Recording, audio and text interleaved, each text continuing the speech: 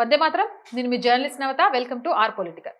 భారత్ పై నిరంతరం విషం చిమ్ముతూ ఉగ్రవాదానికి స్వర్గధామంగా మారిన పాకిస్తాన్ లో ఇప్పుడు అజ్ఞాత వ్యక్తులు హడలెత్తిస్తున్నారు. నిన్నటి వరకు సురక్షిత ప్రాంతాల్లో దాక్కొని భారత్ పై కుట్రలు పన్నిన టాప్ టెర్రరిస్టులు వరుసగా ప్రాణాలు కోల్పోతున్నారు. తాజాగా లష్కర్ ఇ తోయిబా అత్యంత కీలక కమాండర్ 26/11 ముంబై ఉగ్రదాడుల మాస్టర్ మైండ్లలో ఒకడైన కరీ సయ్యద్ అబ్దుల్ అజీజ్ అనుమానాస్పద స్థితిలో శవమై తేలడం కలకలం రేపుతోంది. ఇస్లామాబాద్ లోని ఒక మసీదులో అడుగుపెట్టిన కొద్దిసేపటికి అతను కుప్పకూలిపోవడం వెనుక విషప్రయోగం జరిగిందా లేక గుండెపోట? అసలు పాకిస్తాన్ లో ఉగ్రముఠాలను వణికిస్తున్న ఈ అపరిచిత వ్యక్తులు ఎవరు? సరిహద్దు అవతల జరుగుతున్న ఈ సైలెంట్ ఆపరేషన్లపై టీవీ ఛానళ్ల స్పెషల్ రిపోర్ట్ ఏంటి అనేది సంచలన చర్చగా మారింది. పాకిస్తాన్ రాజధాని ఇస్లామాబాద్ లోని అత్యంత రద్దీగా ఉండే కుబా మసీద్ సరిగ్గా ప్రార్థనల సమయానికి ఒక వ్యక్తి చేతిలో బ్యాగ్ తో లోపలికెళ్లాడు. ముఖ ప్రక్షాళన చేసుకుని ప్రార్థన కోసం మొదటి అంతస్తుకు చేరుకున్నాడు. చెప్పులు విప్పే క్రమంలో ఉన్నట్టుండి అస్వస్థతకు గురై కింద పడిపోయాడు. గమనించిన స్థానికులు హుటాహుటిన ఆసుపత్రికి తరలించారు. అప్పటికే అతను ప్రాణాలు కోల్పోయినట్లు వైద్యులు ధృవీకరించారు. అయితే అక్కడ చనిపోయింది ఏ సాధారణ పౌరుడో కాదు. భారత్ లో వేలాది మంది అమాయకుల రక్తం ఏరులై పారించిన లష్కర్ ఎ తోయిబా సీనియర్ కమాండర్ కరీ సయ్యద్ అబ్దుల్ అజీజ్. జమాత్ ఉద్దవాలో జరిగిన అత్యంత కీలక పాత్ర పోషించిన ఈ మోస్ట్ వాంటెడ్ టెర్రరిస్ట్ మసీదుకు రాకముందు సమీపంలోని ఒక రెస్టారెంట్ లో భోజనం చేసినట్లు సమాచారం.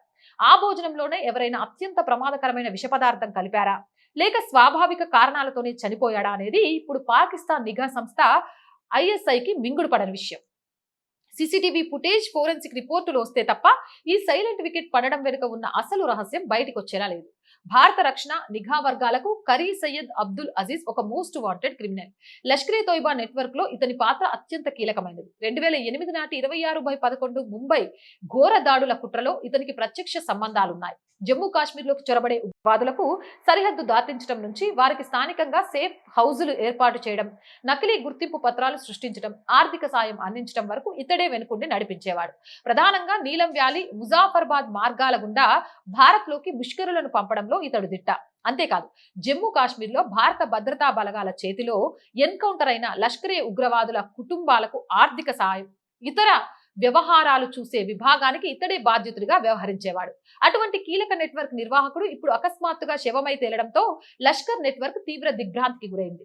పాకిస్తాన్ లో కొన్నేళ్లుగా జరుగుతున్న ఈ సిరీస్ డెత్లను సోషల్ మీడియాలో నెటిజన్లు బాలీవుడ్ స్పై థ్రిల్లర్ దురంధర్ చిత్రంతో పోలుస్తున్నారు. సినిమాలో చూపించినట్లే పాకిస్తాన్ లో భారత్ కి చెందిన మోస్ట్ వాంటెడ్ ఉగ్రవాదులు ఒకరి తర్వాత ఒకరు అజ్ఞాతుల వ్యక్తుల చేతిలో లేదా రహస్య పరిస్థితుల్లో అంతమైపోతున్నారు. గత 3 ఏళ్ల వ్యవధిలోనే పాకిస్తాన్ లోని పేషావర్, కరాచీ, రావల్పిండి, రావల్కోట్, ముజాఫర్బాద్ వంటి నగరాల్లో దాదాపు 30 మందికి పైగా లష్కర్ ఎ తోయిబా, జైషే మహమ్మద్ అగ్రశ్రేణి నాయకులు, వారి అనుచరులు హతమయ్యారు. ఈ విషయాన్ని స్వయంగా రిజ్వాన్ హనీఫ్ అనే లష్కర్ ఉగ్రవాది ఒక వీడియో సందేశంలో ఒప్పుకోవడం గమనార్హం. బైకులపై వేగంగా రావడం, ఐఎస్ఐ నీడలో సురక్షితంగా ఉన్నామని భావించే టెర్రరిస్టులను అత్యంత సమీపం నుంచి పాయింట్ బ్లాంక్ రేంజ్ లో కాల్చి చంపి ఆవిరైపోవడం అజ్ఞాత వ్యక్తుల శైలిగా మారింది. పఠాన్కోట్ దాడి మాస్టర్ మైండ్ షహీద్ లతీఫ్, జైషే కీలక నేత జహూర్ మిస్ట్రీ, లష్కర్ ఎ టాప్ ఆపరేటర్ రియాద్ అహ్మద్, వీరంతా ఈ అపరిచిత వ్యక్తుల గురికే బలయ్యారు. ఇప్పుడు కరీ సయ్యద్ మరణం కూడా అదే తరహాలో జరగడంతో పాక్ ఉగ్రముఠాల్లో భయం అనువనువున ఆవహించింది. ప్రపంచ దేశాలకు భారత్ ఐటీ సేవలను, సాంకేతికతను ఎగుమతి చేస్తుంటే పాకిస్తాన్ మాత్రం ఐఎస్ఐ అండతో ఉగ్రవాదాన్ని, విధ్వంసాన్ని ఎగుమతి చేస్తోంది. మన దేశంలో నూతన స్టార్టప్లు పుట్టుకొస్తుంటే పాకిస్తాన్ లో ఉగ్రవాద శిబిరాలు, నెట్వర్క్లు వెలుస్తున్నాయి. లష్కర్ ఎ తోయిబా అనేది పాకిస్తాన్ కేంద్రంగా నడుస్తున్న అత్యంత ప్రమాదకరమైన ఉగ్ర సంస్థ. దీనికి పునాది వేసింది హఫీజ్ సయ్యద్.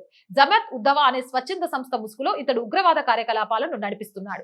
2001 భారత పార్లమెంటు దాడి, 2006 ముంబై లోకల్ రైళ్ల బాంబు పేలుళ్లు, 2008 ముంబై రక్తపాతం, 2025 కాశ్మీర్ లోని పెహల్గాం ఉగ్రదాడి, ఈ దాడులన్నిటిలోనూ లష్కర్ ఎ తోయిబా హస్తం ఉంది. దీంతో ఐక్యరాజ్య సమితి హఫీజ్ సయ్యద్ ను అంతర్జాతీయ ఉగ్రవాదిగా ప్రకటించగా అమెరికా అతని తలపై $10 మిలియన్ రివార్డును ప్రకటించింది. ఈ సంస్థలో మరో కీలక వ్యక్తి జాకీర్ రెహ్వాన్ లఖ్వీ. ఇతడు ప్రధాన ఆపరేషన్ లో కమాండర్ గా వ్యవహరిస్తూ అజ్మల్ కసబ్ సహా ముంబై దాడుల ఉగ్రవాదులకు స్వయంగా ఆయుధ శిక్షణ ఇచ్చాడు.